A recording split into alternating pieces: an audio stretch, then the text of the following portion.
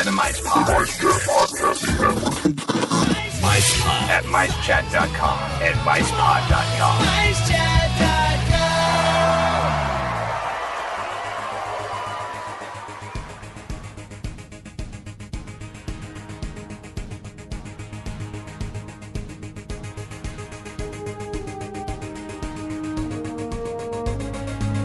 Greetings, Universal Orlando fans. It's time for the unofficial Universal Orlando podcast.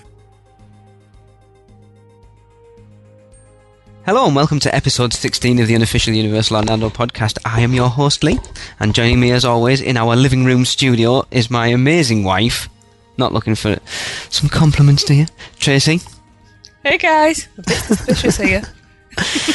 Now, we've got a bit of housekeeping for the show, and it must start on a downer, I'm afraid.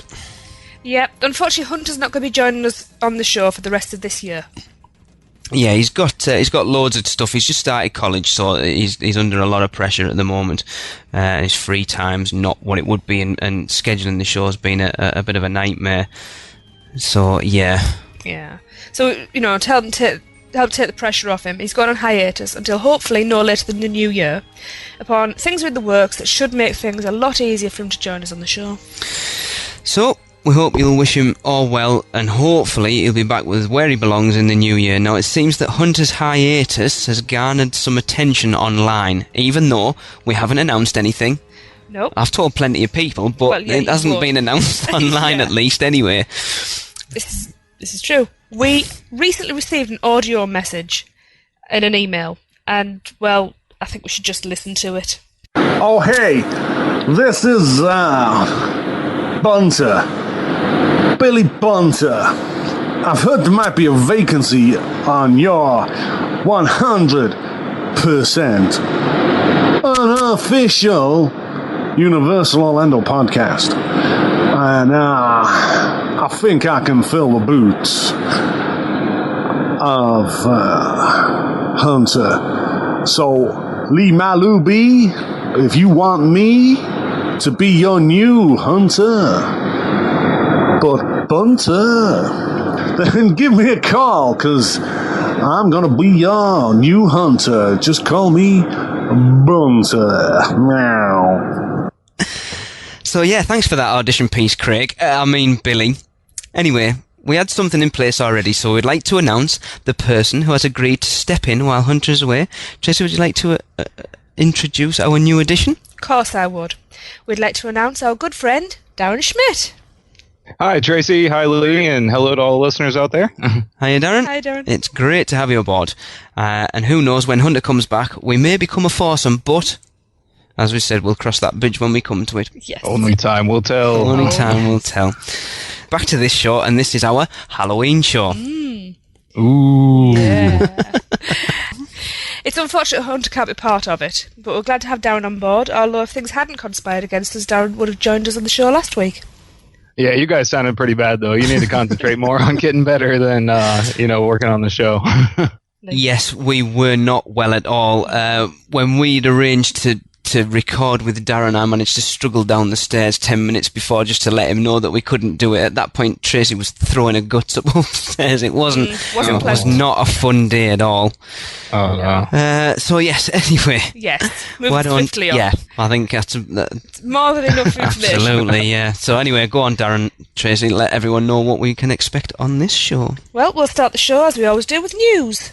And then we're going to have a mini segment in which I compare the Edgar Allan Poe themed haunted houses at both Halloween Horror Nights and Howl-o-scream at Busch Gardens, and my overall comparisons of the two events. I'll then bring you a poem of mine that's a twist on a familiar tale. And Lee and Tracey will then bring you a Halloween trip report with a good friend of the show and stand-up comic Billy Kirkwood. Now, they didn't break any boundaries of decency, but for anyone with sensitive ears, it did go close to the knuckle. Cool, right, let's get on with the last Halloween show. Right, so on with the news. Darren, would you like to be away with the first news story as our guest? I know that didn't make sense, but away with the fairies. Waffling. Away with the fairies. You're away with Go on, the fairies. Darren, read the first one out. All right, celebration of the Harry Potter movies. The event taking place at Universal Orlando Resort has recently changed its title, and it will now be known as Harry Potter Home Entertainment Celebration at the Wizarding World of Harry Potter. And it will take place from the 11th to the 13th of November. Wow, that's quite a name. I'm sure they could have come up with something slightly longer. Yeah, we gotta find out, how to make that an anagram there. HPHEC. Yeah, no, I don't think that's gonna work out too well. Yeah, there you go. The premiere packages have been sold out for some time, but the celebration packages are still available, starting from $369 per adult. Celebrities, including James and Oliver Phelps, that's Fred and George Weasley, Warwick Davis, who played Professor Flitwick and Griphook, Evanna Lynch, Luna Lovegood, Mark Williams was Arthur Weasley, David Bradley, Argus Filch, Jesse Cave, Lavender Brown, and more are expected to be in attendance. Additional celebrities may not be announced until closer to the event. But if you continue to check out www.universalorlando.com/celebration, they'll give you updates for the event. We have also heard recently that Rupert Grint, who of course plays Ron Weasley, will be in attendance as well. Any ideas why they've changed the name? It seems strange that it was a celebration of the Harry Potter movies. It's now the Harry Potter Home Entertainment Celebration. They're pushing the DVDs now. It's not in the cinemas anymore, aren't they? Home entertainment, there you go. I think it's got to come up with the most clunky sounding.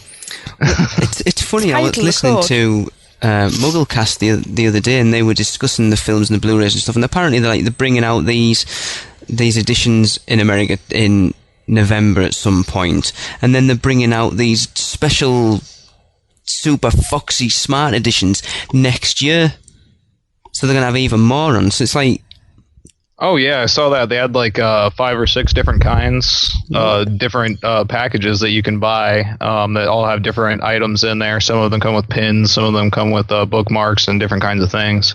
It's quite annoying, really, as a fan as well, that we've bought the DVDs as they've come out. Oh yeah, as most people. And then they bring like a cool big box set of the whole lot of them out, and you think, well, what was the point in buying them all as they've come out? I know. Right, they should have some kind of a trade-in thing at least. I was just going to say that. That's a good idea, but yeah, it's like how many.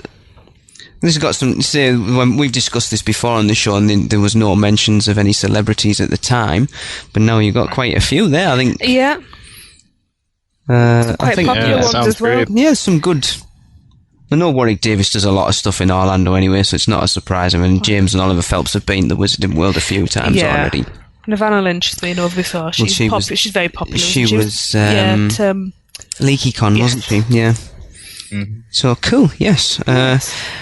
Anybody wants to do a review on it for us for the show? Feel free to email us and let us know. That'd be cool. Yes. Darren, you're not a Harry Potter fan, are you? Or are you? But not enough to go to something like that. Oh no, I am, but it's just that price is a little cheap for me. Expensive. At that price, you'd have to be one hell of a fan. Expensive. Yeah. Cool. Right, I'll take the next one then. So, we announced on the last show that the old Hard Rock Cafe building was being demolished. Well, the demolition has now been completed.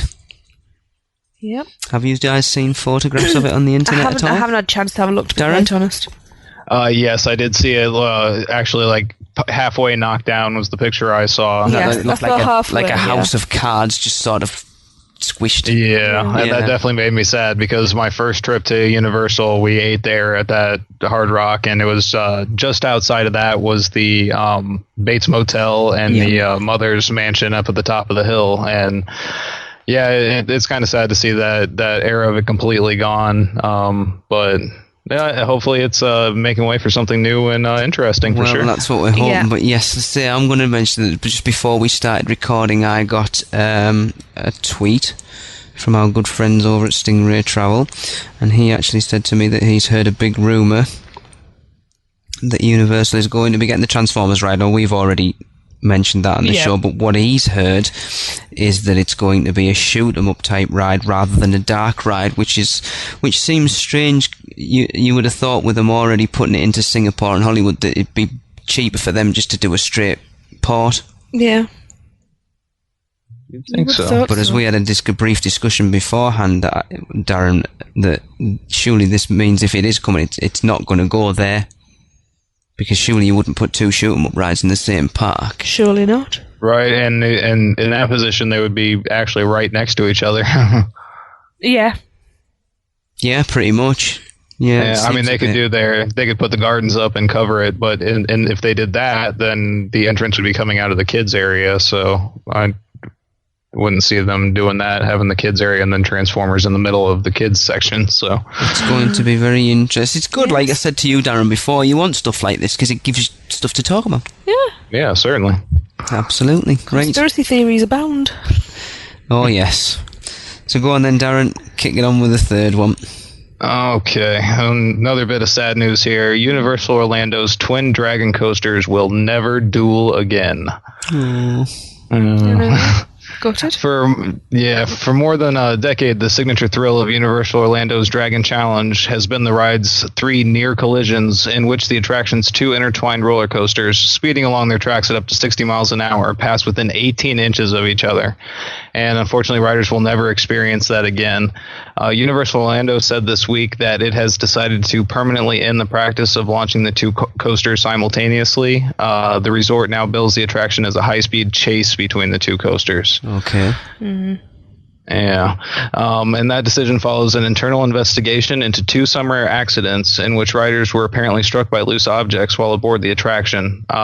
One was gruesome, so cover your ears. A 52-year-old Puerto Rican man suffered a lacerated right eye and ultimately had to have the eyeball removed, according to his lawyer. The quote was, "We believe this is the best path forward for our guests and for the attraction." Universal spokesman Tom Schroeder said of the decision to permanently alter the Dragon Challenge. Precisely what happened in the 2 incidents remains a mystery. Now, Universal will not discuss the findings of its review, though the resort statements in the aftermath of the 2 incidents, in which it reminded guests of its long-standing policy to secure all loose items before boarding the coasters, suggested they may have been caused by items falling out of guests' hands or pockets as the coasters raced along their tracks. A similar incident occurred less than 2 weeks later. John Wilson, a 19-year-old from Ohio, said he was hit by something while riding the attraction. Wilson could not be reached for comment, but he told a local television station in August that he was struck on his foot, arm, and face.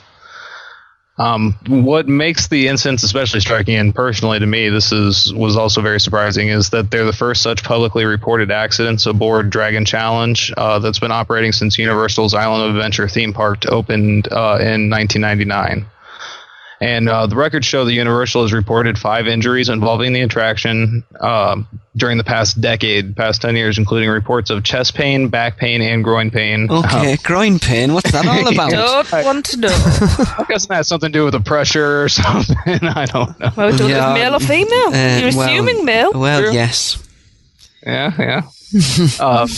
Vomiting, shortness of breath. Of course, vomiting is to be expected on a roller coaster. I've been there near enough a few times. Right. And numbness in one arm. Just one. That's weird. But, yeah. But none of the incidents involved a rider being struck by a loose object. I'm guessing the numbness would have something to do with your heart. I don't know. Yeah. All the rest of them seem to be, pretty standard roller coaster type fare, but shortness of breath. Don't you want a ride that takes your breath away? Well, yeah. And Universal says its basic precautions include posting many warning signs and stationing employees at various points along ride queues where they can spot potential trouble items. Mm-hmm. So, but yeah, very sad to it. Does, but it shows that they're taking the safety of the people in the parks very, very seriously. I think they have to. I know I was talking to someone the other day about it and said that they genuinely have no idea what caused the incidents. Well, I don't know. Where did I read it? They even investigated. They thought it might have been somebody with a slingshot or something like that stood at the side. Right. You've got to be a hell of a shot to hit one of them going through there at 60 miles an hour, haven't you? Do you know, but it just shows they've investigated everything. It's... Oh yeah. Also in the article I read about this, they speculated too that a lot of people have their cell phones out because all your cell phones have cameras and video recorders on it. And a lot of people trying to record the rides to go on YouTube or whatnot. And they say that could contribute to it, and you just generally have more stuff in your pockets as you're going through the parks these days. The thing is, I know from when we did it last time we were there, it wasn't it wasn't working properly, and the near misses were mistimed, especially the big one in the middle where you come round the two inverted loops. Right. You're supposed to go through at the same time, and they didn't, and it does spoil, even that spoiled the ride for them not to be there at all. There is rumour flying around that Universal are looking into the expansion of the Wizarding World for Phase 2, and that rather than expanding into other areas of the park, that Dragon Challenge may make way. Well, I could definitely see that happening, especially in light of this, since that was the main attraction of the ride.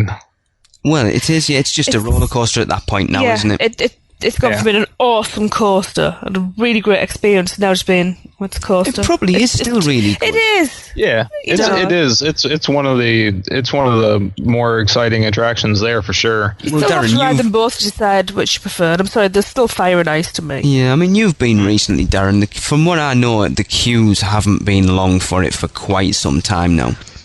No, it was basically, we were able to walk right on, even though we had express passes. They didn't even have the express line open on the day that we went. That goes to show you.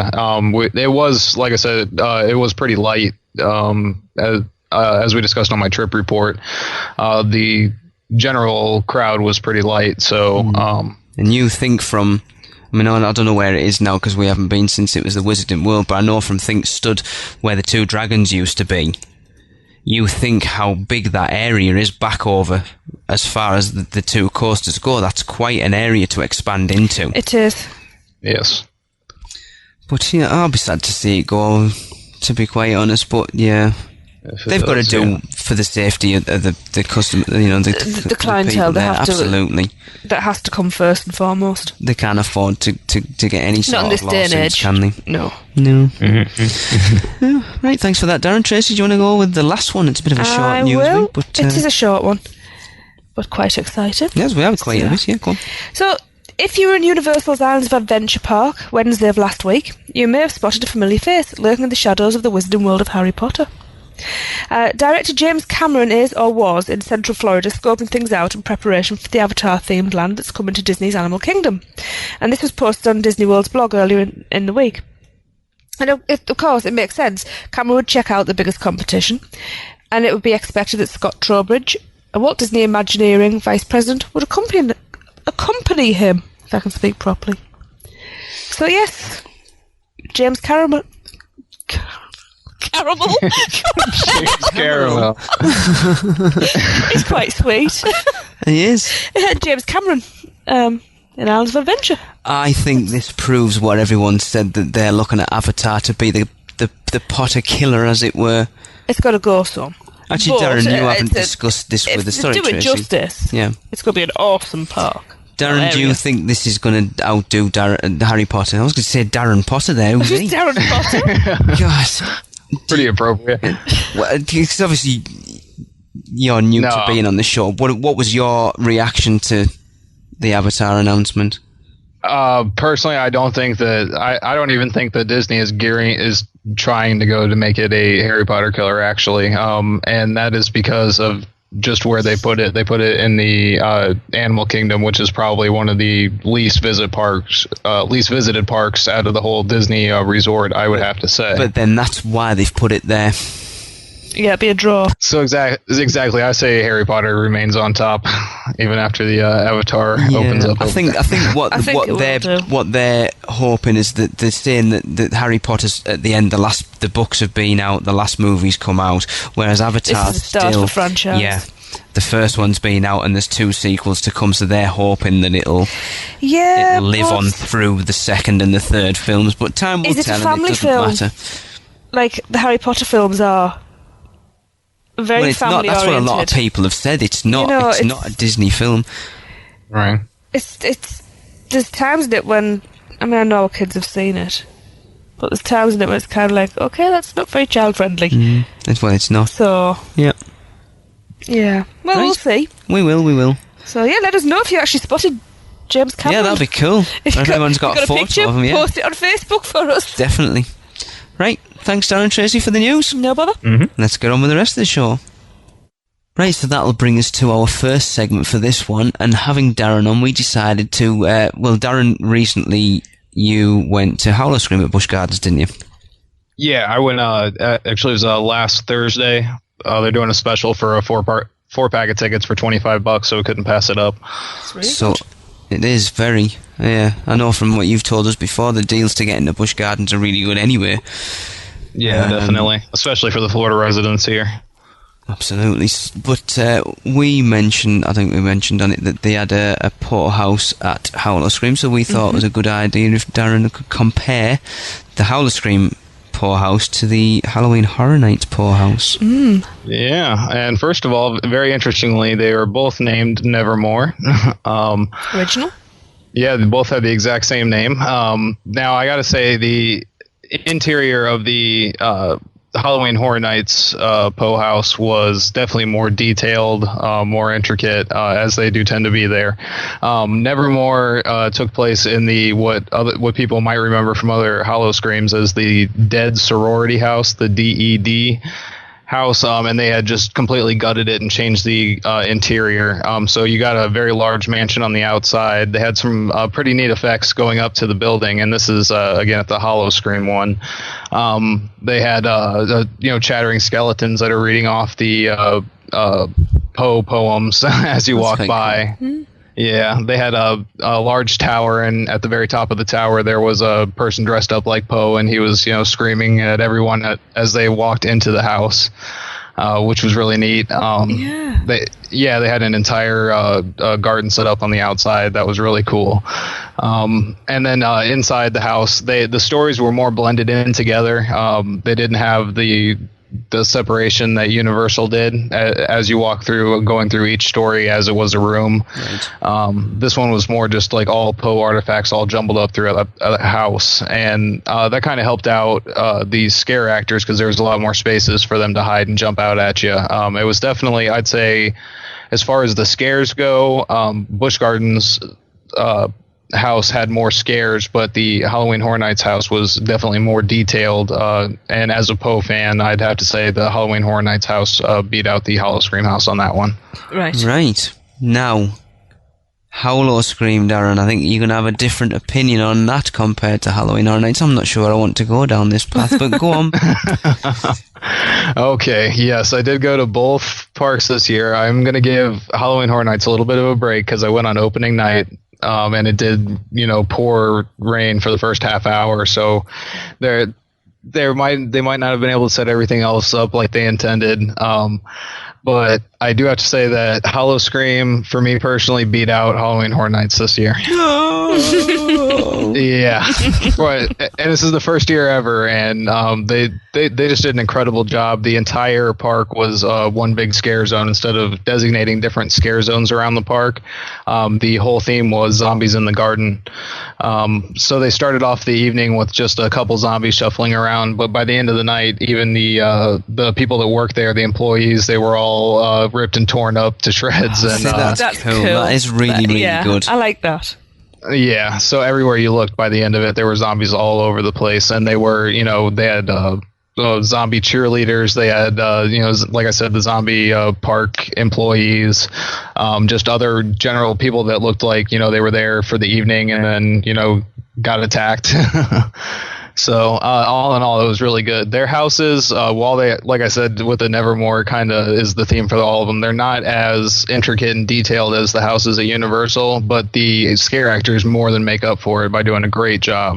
Yeah, I know you said the one of the big, not problems, but one of the things you noticed about Halloween Horror Nights, the event didn't seem to start until you were well into the park, and you told me that Howl-o-scream was, even in the parking lot, they had stuff set up.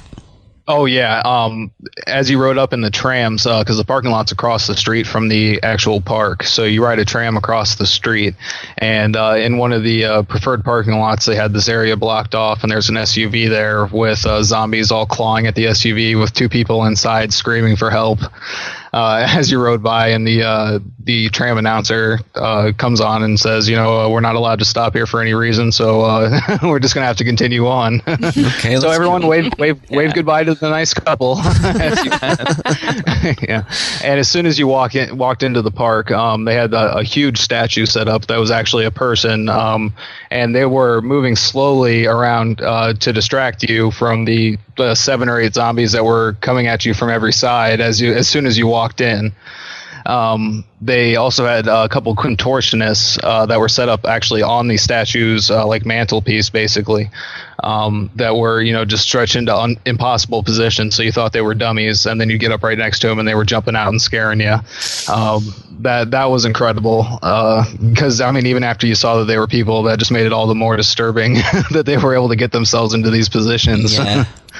And then they also had, which I've actually never seen at any of these events before, were people dressed in normal plain clothing with props to scare people. And just as an example, one of them was a lady pushing a baby carriage, and as she approached you right to the front, she could hit a button, and this zombie baby comes popping out of the carriage out towards the person.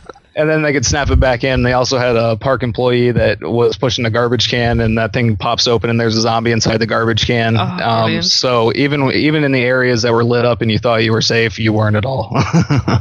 Cool, that's good, because I know Universal over the last few years, they've tried. One of the big points that they've made about Halloween Horror Nights is there were no safe zones. But you said this year there was a lot of, pardon the pun, dead areas. Yeah, there was a lot of blank space where you knew you weren't going to get scared by anybody at Universal, and that just kind of put a little bit of a damper on it. It seems that they've concentrated more on the actual intricacies and the set design of the houses rather than the actual scares this year. Yeah, and that wasn't a bad thing at all. It was just not what I was used to, basically, going around the park. I like to have that, you never feel safe anywhere in the entire park. But then I suppose it depends what scares you. Yeah. You don't necessarily have to have people jumping out on you to be scared. That's what you want from a scare. You want people popping out. Well, yeah, true, but also just the areas around, because in between the scare zones and the houses, there was no other special decoration. Right. That was Halloween Horror Nights, yeah. Yeah, at Halloween Horror Nights. At Howl-o-scream, it was through the entire park. Right. Pretty cool. And yeah, front to back, the only one place where it was even lit up was what they call the bazaar, where you can go buy, just like your general Busch Gardens kind of stuff to bring home. But yeah, and their houses, they were really good. Just to give you a quick rundown. Just talked about the Nevermore house. They did Vampire Casino, which was really cool. That's interesting as well. Again, Vampire Casino when Halloween Horror Nights is Lady Luck. Yeah, it's a bit strange. Yeah, and I thought it was really strange because Universal didn't do a Lady Luck house, and I thought. And I was really looking forward to this because, like I said, I was really into 30s and 40s, gangster type things, and I thought they could do a lot of great things with that. Just have a conspiracy theory. Do you think the same person went and sold the same idea to two different parks? And they got the money and ran. Why don't you try doing a poorhouse? That's a good idea. And then go. Nobody's ever done that. Either that or I was thinking maybe it was like the pitch. They listened to the pitch and they're like, no, we're not interested in it. And then they're like, hey, let's go ahead and do that. Yeah. Meanwhile, he's already sold it to Universal. Sorry, Darren, carry on. But the Vampire Casino was a really cool house. They had you'd go into the front and they had the casino area set up, and they had a lot of dummies on the slot machines and then a couple real people as well, just to throw you off. And then you go through the catering area, which provided some pretty interesting scares, actually, because you had the buffet table that was full of blood and body parts and that kind of thing. And then going through the back of the casino, it kind of ended abruptly, but overall, that was one of the better ones there. Zombie Mortuary was their flagship house, and that had to do with the main theme of zombies in the garden. That one was kind of neat because it took you through a kind of a mortuary where the bodies are all getting set up, basically. You walk through that area, then you walk through the cemetery, and then you walk through the garden, like a garden maze kind of thing where the zombies are. That was a really nice one, really well put together. That sounds good to set. Yeah, growing. Hang on a minute. Hang on, there's a theme here. Going on, isn't it? Yeah, and then, well, let's see. We have Nightshade Toys, which was a recurring one. They do, at Busch Gardens, they do 3 new houses and then 3 old houses every year. Like I said, the budget's usually not as high as the Halloween Horror Nights budget, so they do reuse some themes. Nightshade Toys is a toy factory gone awry, basically, and yeah, you're walking through it and just basically different themes of different types of toys, and then you've got like a carnival type theme, general atmosphere going on the whole time you're going through it. So yeah, that one was fun. And then the 2 older ones I think they've been doing since the beginning, Death Row Vengeance and Deconstruction. Death Row Vengeance is obviously you're walking through like in a death row asylum kind of deal they got going on. The best effect in there, of course, being the guy in an electric chair. And they've got a great smoke effects coming off of his skin and everything. That's one of my favorite parts to see when I do go there. And Deconstruction is a doctor that has gone crazy. Mm-hmm. So yeah, those were the 6 basic houses. They had 6 as opposed to Universal's 8. Right. But yeah, the just the theming outside along with it, everything was really great. And then of course they had their Alone House. I did not visit that this year. I don't blame you for $40 to get in either. Because yeah, they've raised the price. They've raised the price from $25 to $40. And previously, you got a T-shirt for completing the house. This year, there's no T-shirt, so they raised the price and took away the T-shirt, which kind of made it reasonable for $25 because the shirts cost $20 anyways. Yeah. So you're really spending about $5 to go through the house, but yeah, this year we just couldn't see for the price going through there. That's rather a lot, isn't it? Yeah, especially when we got into the place for $25. So yeah, yeah, but I think from Universal's point of view, it might give them that kick up the backside. Competition's always good. We always say that if there wasn't, like, Disney are kept on their feet by having Universal and vice versa. If you don't have that competition, then people, there's no. You get stale and things stay there. Well, there's no need to keep going because people are going to come anyway, aren't they? Right. But then I also think that possibly why Howl-o-scream is better, they have to work harder because they know they've got to compete. Very true. And they do have quite a competition going on here. You can tell, and I live in the Tampa Bay area, and here there's billboards all over the place for both parks. Right. And then you've got Burger King that's behind Howl-o-scream. You can get Howl-o-scream discount. No, excuse me. Burger King's the Halloween Horror Nights. Yeah. And then you got another place like a grocery store, Publix, doing the Howl-o-scream promotions and everything like that. So they are really they really compete for the Halloween business around this time of year around here. It's a war ground. It will definitely be interesting to see if Universal step up their game next year because of it. Then. Yeah, very interesting to see if they do. Yep, definitely, and I love it if they do. That's great. That's great it. For us. Well, that's it exactly. The only people that are going to come out well out of it are people who are going to go, aren't they? As a consumer, it's a win-win situation. Certainly. Absolutely. I totally agree. Yep. Yeah. Brilliant. Right, thanks for that, Darren. Apart from slating Halloween Horror Nights and saying that Howl-o-scream's better. But I did like both of them. Thanks for taking one for the team, then. Yeah. Brilliant. Right, cheers.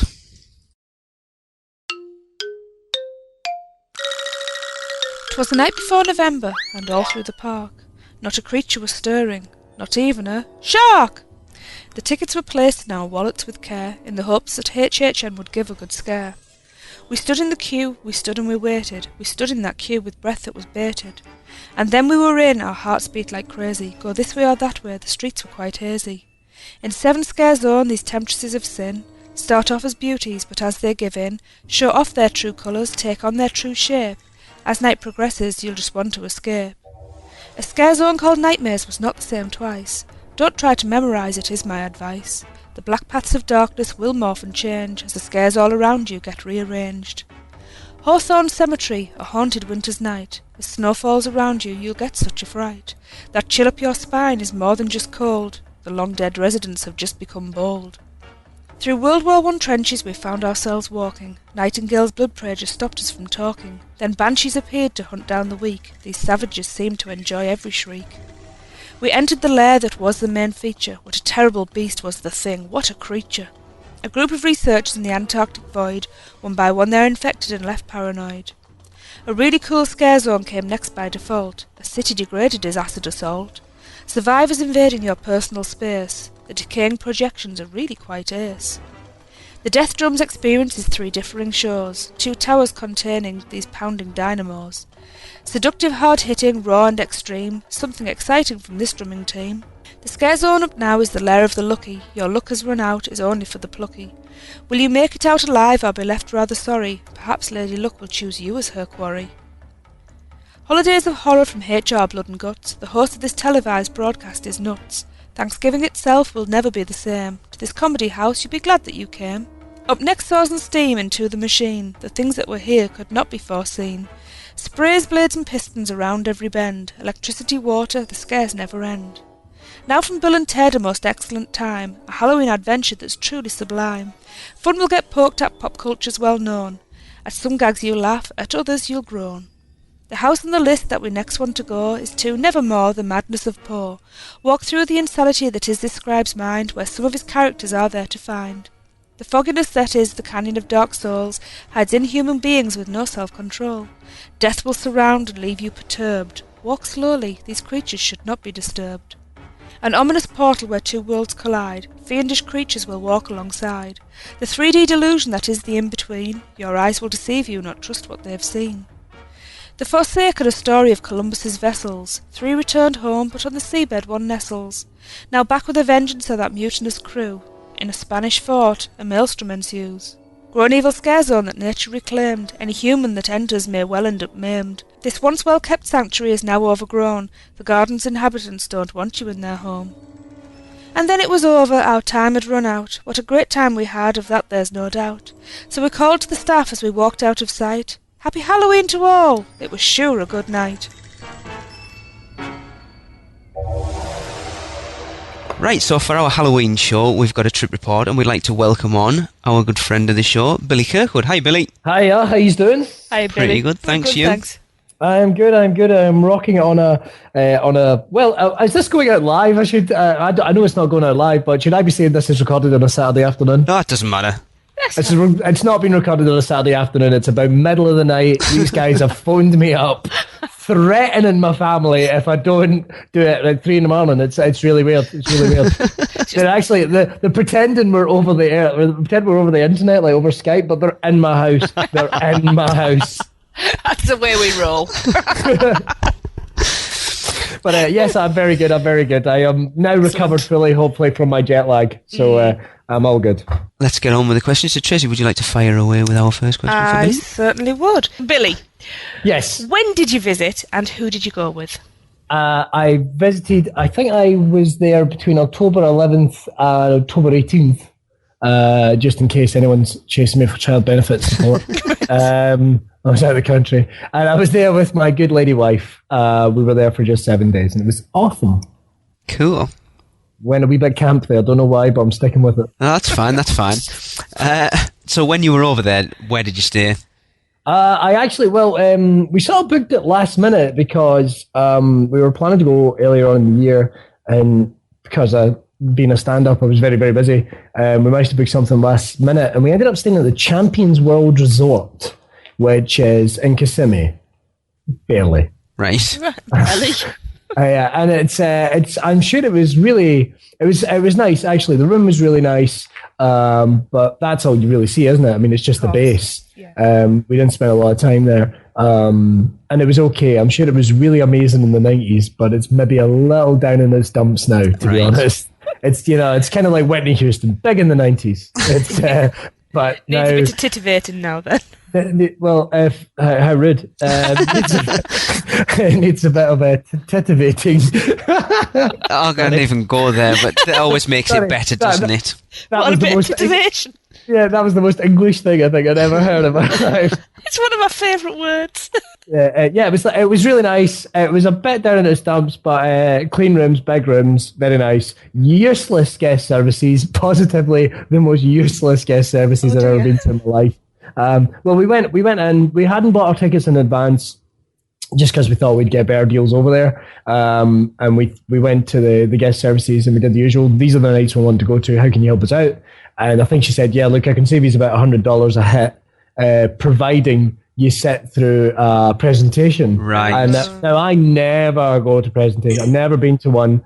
And I think Heather was considering it, and I did go, how long is the presentation? And she went 2 hours, and I did actually go, not a effing hope in this poor woman's face, because this was like a proper holiday for me.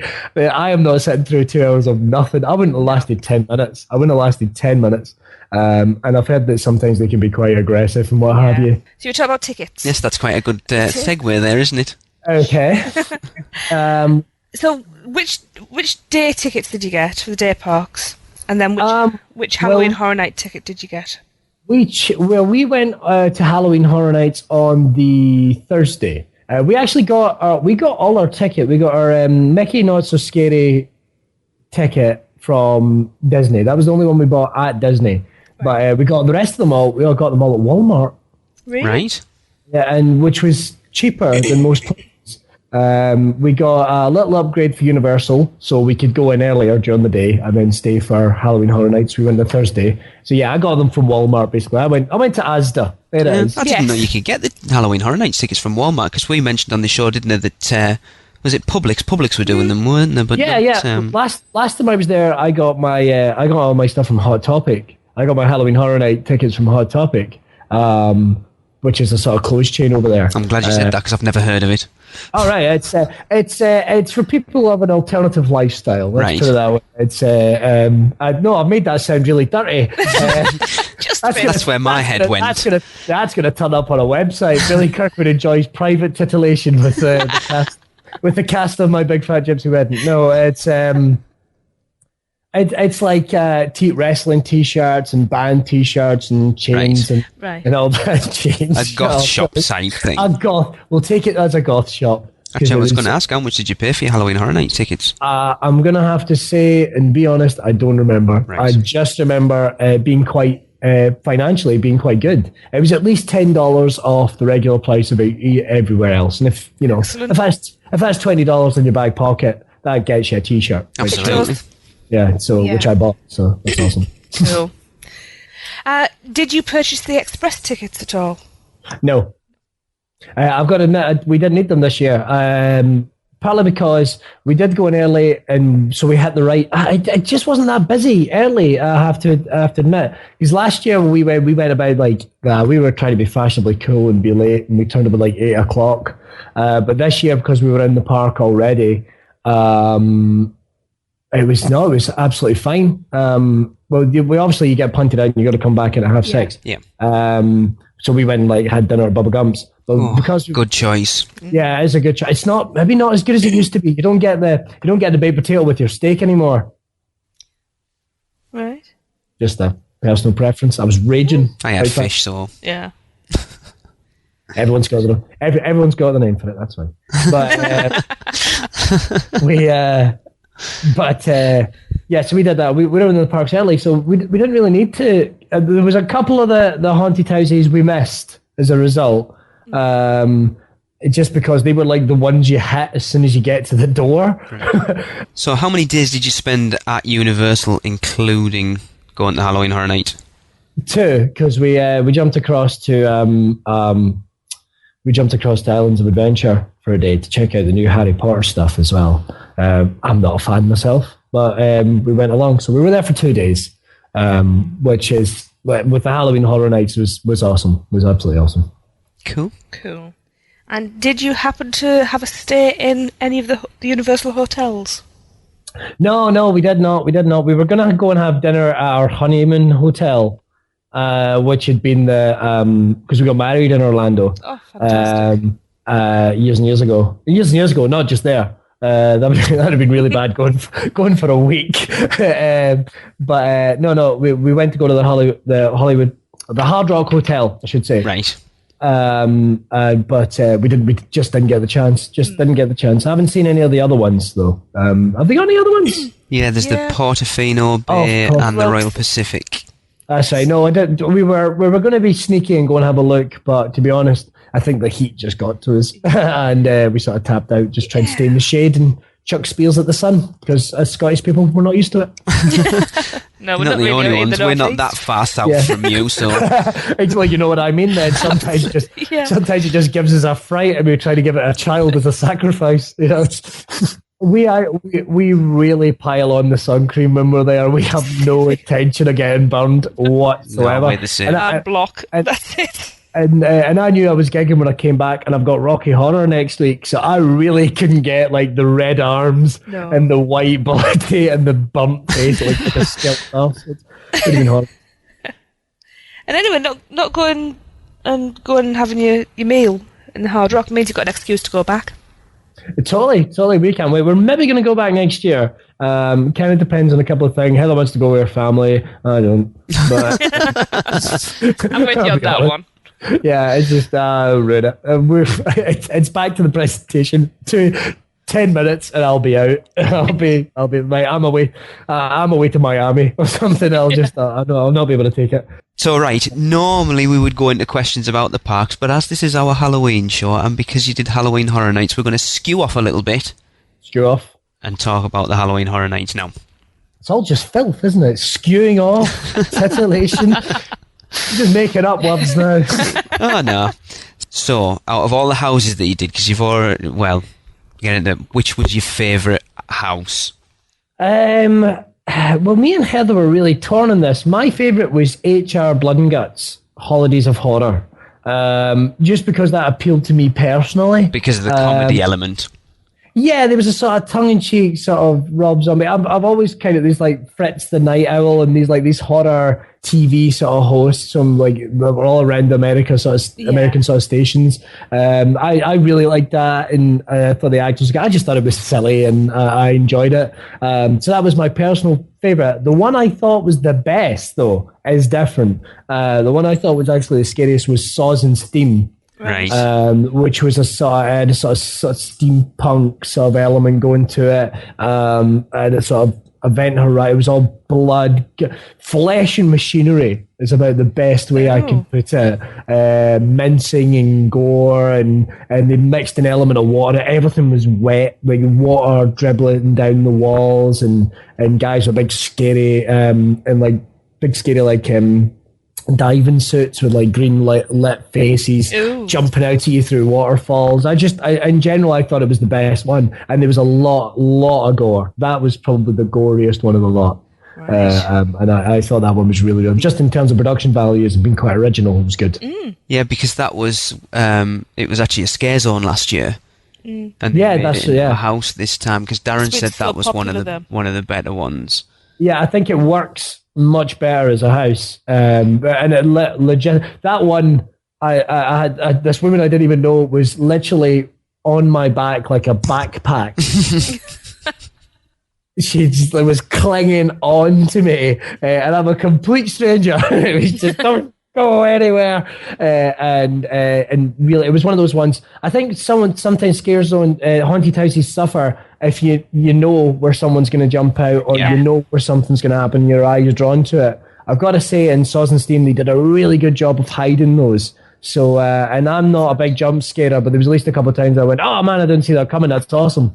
You get to really appreciate it. And I just thought it was definitely the best one, but one of the shortest lines, which is bizarre. It started off in the barn next to where Jaws is. So I think a lot of people missed it. Oh, yes. Yeah, it's in the extended Jaws queue. Like the corner, isn't it? Yeah. So I think a lot of people missed it. Walked past it on their way to Bill and Ted, or on their way to the HR, not the HR Lovecraft, what's his name? I've forgotten. Blood and Guts. Oh, Nevermore. Oh, yes, the Poorhouse. Oh, I've got plenty to say about that. Oh, well, we'll get onto that because Tracey will go into detail with that. Actually, I'm going to ask you quickly. You mentioned about it's spoiling it when you know the scares are coming. I know one of the houses you were looking forward to seeing the most was The Thing. Yes. Now, when we had Darren on, one of his biggest complaints was the fact that it was pretty much a straight run through and you could see where all the scares were coming. Did you find that? Yeah, I know what he means. I didn't find it that bad. I actually, it's another one in terms of production value, it's pretty good. And it does kind of take you through the whole movie. Yeah, I didn't spoil it for me, I guess, because I'm a little bit. Yeah, I'm a massive Thing fan, so I'm probably well, there it is. Listen, no, I won't say that. The things we've all done. Let's not talk about it. So I think I'm maybe a little clouded in my judgment in terms of that because I was really enjoying it. Yeah. But no, there was definitely a couple. Well, there's a couple that you'd walk into the room and there's one guy in front of you doing a. But out of the corner of your eye, you could see the next guy jumping out and then going back. So I can understand totally what he means. Yeah. It's a little telegraphed, definitely. Right. So, what was your favourite scare zone? Scare zone. Do you know, I'm never a massive fan of scare zones, and I have to say, this year, I didn't really think they were up to much, in all fairness. Really? Yeah, I just, there was just, nothing really grasps me. The year I went, which was the year before, was the same year you guys went. 2004. Yeah, they had. I don't remember the initial one.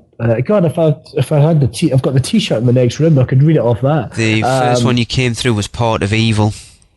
Oh yeah, well I quite liked Port of Evil, you see, and I quite liked it when they fogged up the streets and there was none of that this year. Right. Really? There's none of that I came across anyway. I know I didn't hit each and every one, but I hit pretty much all of them. Did you see the Acid Assault? I thought Acid Assault was kind of fun. The projection system obviously I haven't seen it firsthand, but we've watched videos of it on YouTube and it looks absolutely amazing. Yeah, I thought Acid Assault was the best one of the lot, but I to be honest, I wasn't too taken. I mean they have a parade which goes down the street that Terminator 2's on, which is meant to be the 7 deadly sins. As you go down it, I thought that was all right. But again, I was a bit let down by the scare zones this year. The complaint I heard over the 7 one is because the idea is that it changes throughout the night, you've got to make a real effort to go through it 2 or 3 times to see it. But one of the big problems with it is there's no atmosphere, there's no mood. It's quite well lit. And there's no atmos. It feels like you're just looking at kiosks at a really bad, a really messed up fair or something. And I can understand that that's the team behind it, and you should keep going back again and again and again. But the time I did it, every stall was filled with someone else covered in blood. I just thought it was while the effects were brilliant. I think you need to invest something in it, and I didn't. I thought it was just. I know the thing I liked about that I heard was the music in that section, because it was The Beautiful People by Marilyn Manson, but it starts off as like a plinky plonky sort of like a classical version, and then as the characters change, it eventually goes into the proper Marilyn Manson Beautiful People version. Oh, well, that's not what they were playing the night I was there. That much I can tell you. Because I'm a big fan of that song, so they definitely weren't playing it when I was there. Right. In fact, I don't actually remember her music. Right. I'll be honest. So I don't know if there was maybe some kind of technical issue, which when they're running that many things at one time, you could be forgiven for. But, absolutely. That would have added something to it. That definitely would have added something to it. It just seemed bizarre. It was really well lit. It was like street light, well lit. Yeah, that's you expect to go to Halloween Horror Nights and for it to be dark. That's the whole. Was it going through Lost Continent? And there wasn't a light on in that place. And nobody there but us two either. There was somebody there. Yeah, there was scare actor. A crawly fella who was looked like he should have been on the ceiling. And we just stood to one side and watched him scare these few people coming through. That was funny. So did you run into Lady Luck when you were there? I did run into Lady Luck when she was of her. She's a big tall bird with half a scary face. I noticed that the overall opinions of her haven't been particularly glowing. Well, I mean, they're trying to create these new icons and stuff, and you've got to do something different, Yes. And there's absolutely nothing wrong with what she's with the character. I actually quite like the tie-in with the 7 Deadly Sins and the cards, and it's a great look and what have you. But she's not particularly eye-catching, and she doesn't have a lot to do. Kind of like with Bloody Mary. I didn't really think. I mean, I guess there's historically the Bloody Mary thing from the was it last year? I think it was. It doesn't matter. But no, I wasn't that impressed. I like the theme. I just think they could have done something. I think they maybe could have had another character that would have been a lot more iconic. Actually, that's what I was going to ask. Had they moved it to the front of the park? Because a lot of the complaints early on was that her house of scare zone, as it were, was right sort of at the far end near the mummy, and that for the icon, she wasn't at the front of the park. And I know they've set up a photo op now at the front of the park. Was that there when you went? Oh yeah, we got the photo. Yeah, next to the big wheel. Yeah, cool. Yeah, we got that photo. But she wasn't there. Right. That wasn't where we saw. We saw elsewhere in the park. So maybe we just didn't catch her at a photo opportunity. But yeah, no, it's on that same street with Terminator 2 and with the Halloween. Sorry, the horror makeup show. Right. So, what was your overall opinion of the event? I thought the event itself was. Really good, really fun. It was good to get in there early and get around as many of the scare houses as we could, and wanted to. I suppose there was about 2 houses we missed, which I don't think were the end of the world. Which ones were those? We missed. Was it? Where are we? Winter's Night and Nightingales. We missed those 2. You missed, from what I have heard, arguably the best house at the event. God damn it! Tell him that. Tell him it's the worst one. Nightingales is apparently amazing. I bet. Fud. I'm not getting angry about that. It happens that with the event that it is, you're going to struggle to get through everything. The reason why we missed it, I'll be honest, is because we headed straight for the thing. So we went literally squealing straight past it. Right. Actually, no, that's not true. Not with Nightingales. It was Winter's Night we would have missed. We went straight past it. And I think by the time we got to Nightingales, the queue was just so big. We just couldn't get anywhere near it. Yeah. When you start getting up to like 75 minutes and stuff, it's like, that's just too long for me. I couldn't do that. What time did it close when you were there, Billy? Do you know? 1. Show 1. Right. We left about 12 just because we wanted to get out of the car park. Yeah. Really, we got our t-shirts. We'd seen as much as we could, and that's actually kind of the thing. I wonder what they do. I mean, does it get to the point where they turn around and go, right, the queue ends here? Because a lot of the queues when we were leaving were still up at 75 minutes. So but yeah. So overall, I thought it was a really good event. Lots of fun. I think they could have done a lot more in terms of the streets. They could have clouded up the streets and what have you. But they're obviously trying some new stuff. And you did see a little bit of repetition, maybe in 1 or 2 of the houses. If I'm honest, and I know that's probably going to get me some real stick from Halloween Horror Nights fan, there was just a couple of gimmicks that I'd seen before. Right.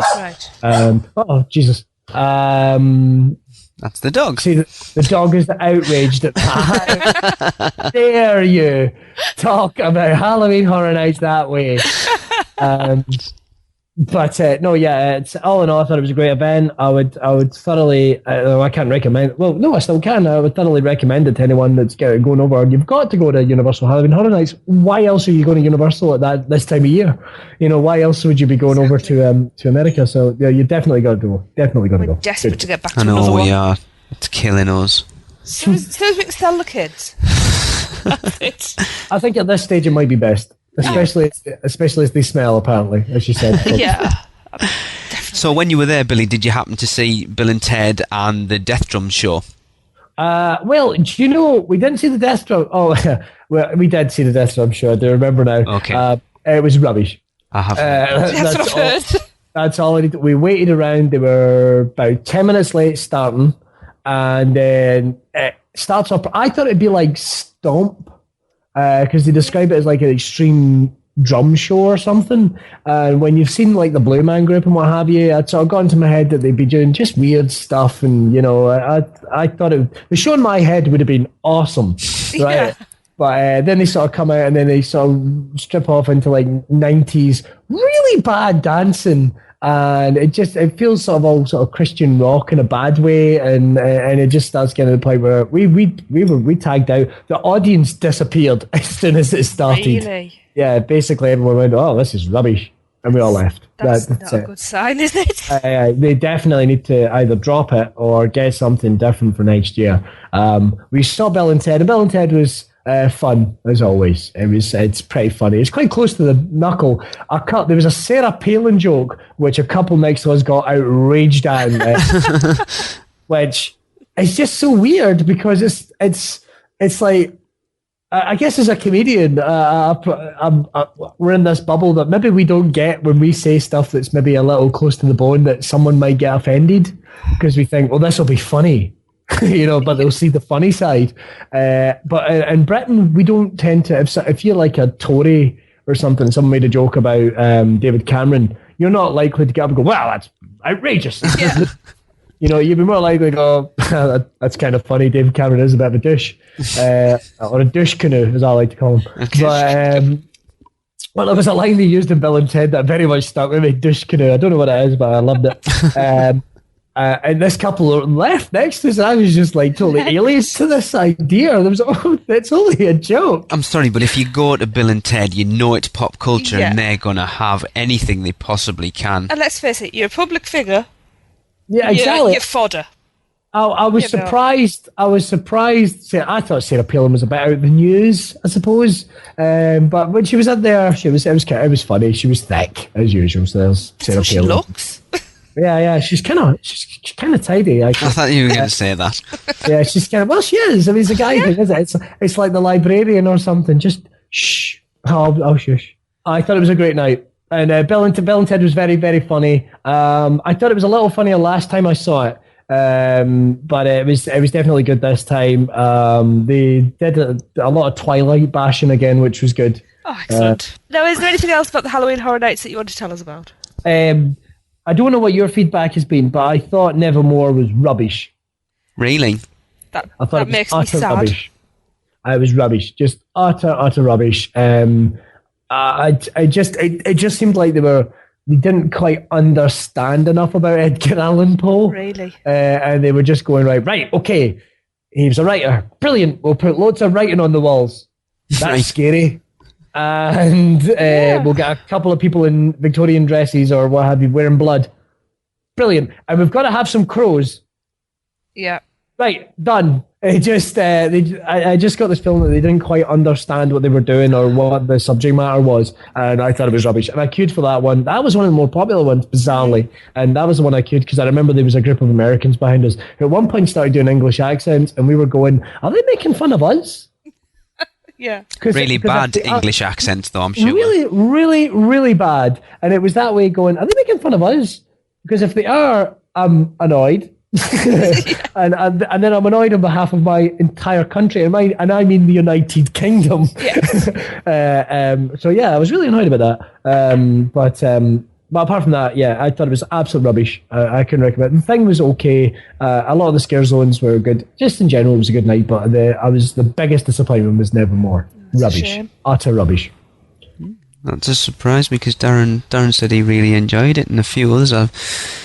Can you not say horses for courses? Well, this is of course it is. Exactly. I think I'm a big Poe fan, so I'd have probably been rather disappointed then. I think you might material. I think you might have, and you've clearly read some of his work, so you would have been annoyed. I just got the feeling this was something. I don't know what I was expecting, but I get the feeling it was designed by people that didn't understand the subject matter, and just that was rubbish. Anyway, so that'll do it for Halloween Horror Nights. It sounds like you had a pretty good time, which is... it's good fun. Yeah, so we'll get on to... Obviously, you spent a couple of days at the parks as well, so we'll get on to that. So, out of Universal and Islands of Adventure, which is your favourite? Universal. Universal, but I will admit the rides at Islands of Adventure are pretty sweet. That's interesting, because normally most of the people we speak to, everybody says Islands of Adventure, especially now. Well, you see, that's putting it part of Universal. I think it really needs to start stepping up and adding some new stuff. Yeah. I mean, I was standing looking at what used to be the Ghostbusters firehouse, and just thinking, they really missed the Ghostbusters ride, I think, or something like that. And why don't they have something like that now? I mean, the whole point of Universal used to be come and ride the movies, and they just don't. It just doesn't feel the same anymore. But I still love it as a park. We've had this conversation on the show before. It's the movie things gradually. It's becoming a looser term. Yeah, you've got Rip Ride Rocky, you've got The Simpsons over the far side. They have that a movie. Well, true, and it's Despicable Me coming in. There's. I think the next with Comcast by now owning the whole property, I think it's going to be interesting to see what happens over the next few years. I think they need to bring back some retro rides. It's funny, actually. I think so. I mean, they've got this revamped King Kong ride out, the California one, and I would love to see the King Kong 3D. So, taking each park into consideration, right? Did you have a favourite ride and a least favourite ride in each? Right. Least favourite ride. No. My wife Heather really likes the Shrek ride. I'm not a massive fan of that. So that would probably be my least favourite ride that I went on. Right. Favourite ride has got to be the Mummy. I love the Mummy ride. We did that 3 times this time. And we could have done a lot more as well. We sort of went, we better not, just in case this gives us like a brain aneurysm or something like that. Actually, was the bit where you've come round the first corner, the sarcophagus, was that working? Because the last time we went, they just put a dodgy projection on the front of it, whereas before it used to open. The sarcophagus was working. The little bandaged up fella, wasn't he though? Right. He was just sort of leaned against the wall. Is he the one with the cap on? It says That's something him. about the curse. Yeah. Watch it. There's a curse. Watch yourselves. Who doesn't say that? Obviously, that'd be rubbish. I think that'd be quite fun. Yeah. It would be interesting just for people that had never been on the ride before. Go, what the hell? You tied up a Scottish guy? What's Bilbo Baggins doing being tied up? So, what about Islands of Adventure? What about Islands of Adventure? Favourites and least favourite. Oh, favourite. Favourite's probably still Spider-Man. Yes. If I'm honest, it's just I remember the first time I went on that was in 1999 when it just opened, and it blew my mind. Yeah. I thought it was absolutely fantastic. Right up to when you bust through the doors at the start, you go, "This is going to be brilliant," and then you get lifted right up at the end, and it's just, "Oh my god, we're going to die!" It's really awesome. Least favorite in Islands of Adventure.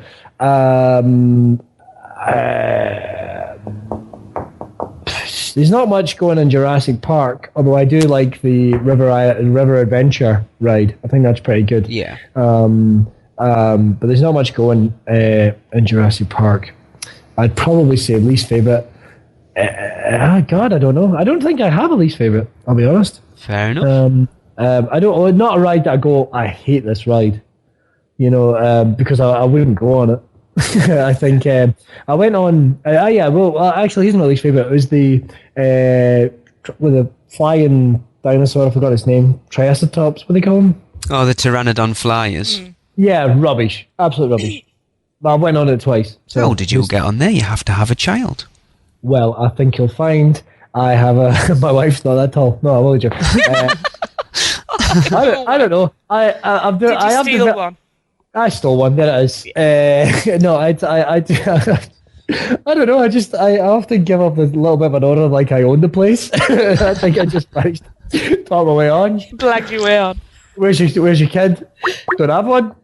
Meet me halfway around. Yeah, but I'm at the front of the queue. Just get on. It's I think it was rather than have the argument, it's much easier just to put the guy on and he's on, you know. So yeah, that's my least favorite ride. I think the Jurassic Park thing is, even if they don't want to put stuff into the main Universal Park, they could definitely put stuff into Islands of Adventure. They've proved they can do that with Harry Potter. Yes. So why don't they do that with Goonies Land? Absolutely. Yeah. We'll start a petition. I think so. Let's do it. There's me, you, and Lee if you trust me. Yeah, I will do. Yeah, I just won't feed him until he does. I'm gonna There you leave go. a couple of these. Did you eat anywhere in the parks then, Billy? Actually, in the parks, not out on City Walk. No, because a couple of years ago when we went to Halloween Horror Nights, I think we ate in the. I think we ate in the diner, the die-in. Mel's Driving. Mel's Driving, yeah, and it was rubbish. So I don't think the food in Universal is up to much. We walked in there, sat down. Now I'm not eating anything in here. We You walked just out. went, right, they've got 2 milkshakes, chocolate and vanilla. I don't like either, right? That'll That's do. it, I'm off. Yeah, we didn't really think it was up to much. So yeah, no, we didn't bother. Did you try butterbeer at all? No, well, I don't. No. I know it's non-alcoholic. Is that what put you off? No, I don't drink anyway. No, we don't either. And I, as a rule, I just like, no, it sounds just biggin. So, minging, sorry. Aye, it sounds rubbish. It's, no, I don't. Well, if I hated it, that's just $8 I've wasted. I'm going to go and find somebody dressed as, I'm going to find someone dressed as a wizard and throw this in their face. Just deal with that, magic boy. So obviously this was your first visit to the Wizarding World. You've already said you're not a big Harry Potter fan. What did you make of it? I looked all right. It's in terms of the production values and what have you, and how it looks really great. But I just wasn't particularly invested in it. It was just like going. It was like what's the way of liking it? It's like going to like a World's Fair, and you just don't care. Right. Put your hands in the air. The shops had nothing that I was interested in going into. Yeah. I have no interest in buying myself a stick and telling people it's a wand. I know the Wizarding World of Harry Potter. Yeah, the biggest problem for me, I'd be like, without being ridiculous about it, there was it'd be like me going to Holy Land. I have no business being there. Right. There was not really anything I'd be interested in. I'd probably have a lot more of an interest in time. Holy Land, as you'd imagine. But yeah, it'd be like them opening a Twilight Park to me. Yeah. You know, I've got nothing against Harry Potter. For the record, I've quite enjoyed the films that I've seen. I've only seen 3 of them. And they were all good. I don't know why I haven't seen the rest of them. I've got nothing against Harry Potter, but it just doesn't speak to me. And so to open a park like that, I think I'd go back maybe again and have a little wander around. But yeah. Did you ride the Forbidden Journey? We did not, because by then I believe the phrase I used was, "This is melting my effing brain," and we just needed to get out there and do something else for a while. And it was unbelievably busy. That's funny. I was just going to ask how busy it was. Really busy. So, taking the whole trip into consideration, do you have any hints or tips to share? Well, one big tip I always want to say to people that have a car, I can thoroughly recommend going to, and I said at the top, going to Walmart, getting yourself a polystyrene. They're like $7. Fill them with ice and stick it in the boot of your car. You've got cold drinks wherever you go, especially when you come out of the parks in the evening or if you want to tap out during the day. Don't, and I will say, if you're going to the park for a whole day, especially at Universal, there is no shame in tapping out, going and seeing a movie or something, and then going back in maybe when it gets a little quieter. That's, me and Heather tend to do that. We'll go and see The Thing or something. I would definitely recommend that.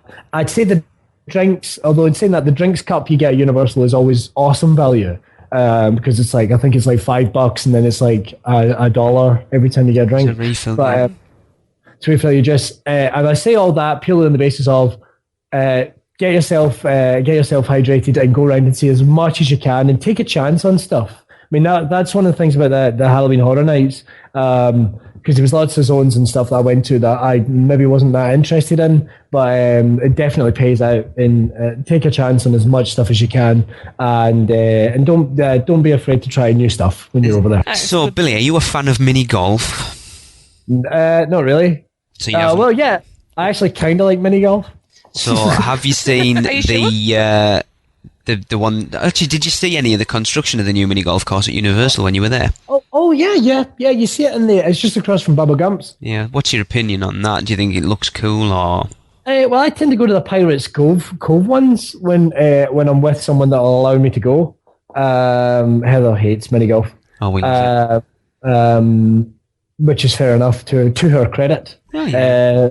But it just looks like it's kind of hard to tell. It basically looks like but it's going to be big. I mean, it's quite impressive looking in terms of a big pile of sand and metal. It doesn't look like anything at the moment. Yeah. So I didn't actually know that's what that was going to be, but now that totally makes sense. Yeah, well, they're splitting it into. It's based on sort of all B movies. One side's going to be like an old space, like sci-fi B movie thing, and the other one's going to be sort of space sort of thing.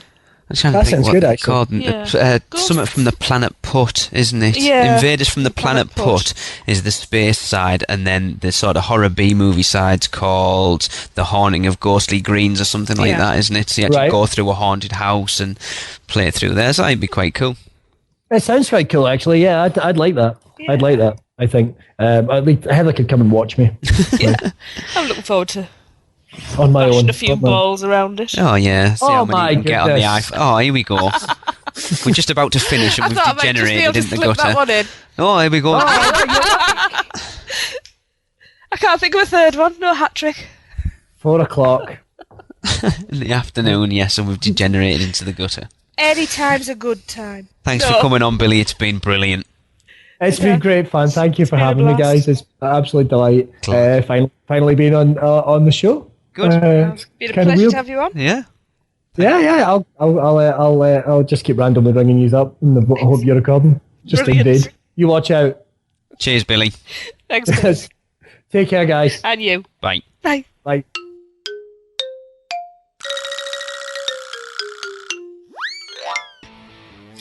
So that'll bring us to the end of all of our Halloween shows.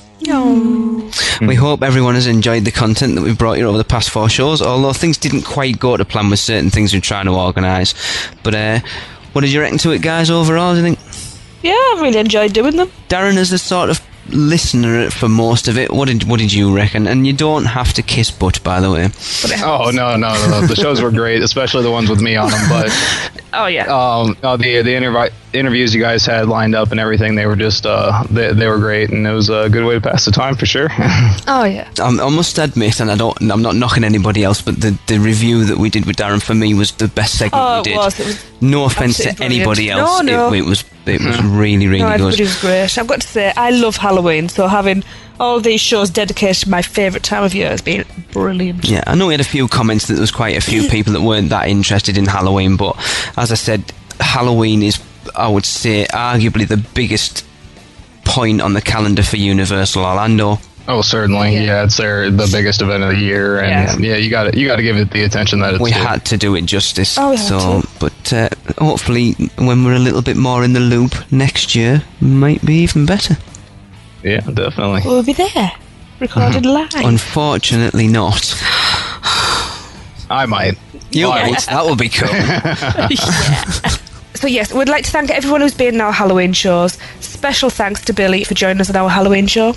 So that's going to do it for another show. Our next one will be out on the 11th of November, and we will be back to our normal show format. So all of you who are not major Halloween fans, it's as you were. So Tracey, thanks very much. My pleasure. Darren, thank you for stepping into the co-host seat. Thank you. It's been fun. Cool. So it's ta-ta from me.